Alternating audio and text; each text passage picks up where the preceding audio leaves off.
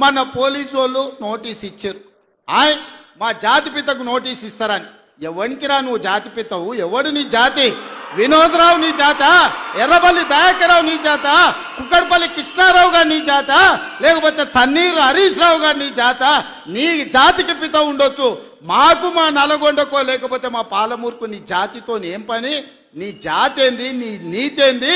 నీలాంటోడు జాతి పితయి పెళ్ళ మొగుడు జోలి పెట్టుకుంటే కూడా ఫోన్ లేనే సన్నాసి నువ్వు జాతి పితవంటే ఎవడన్నా ఉంటే ఆత్మహత్య చేసుకుంటాడు, బాయిలో దుంకి చచ్చిపోతారు. సిగ్గుతోని తల వంచుకోవాలి.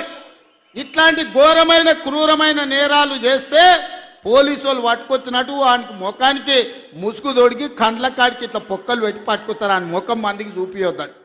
మన పోలీసు వాళ్ళు పిలిచినప్పుడు హరీష్ రావును కేటీఆర్ని అందరినీ ముఖానికి ముసుగు తొడిగి పట్టుకొచ్చేది ఉండే, లేకపోతే ముఖానికి మసి ఊసి పట్టుకొచ్చి పోలీసుల ముందర పెట్టేది ఉండే.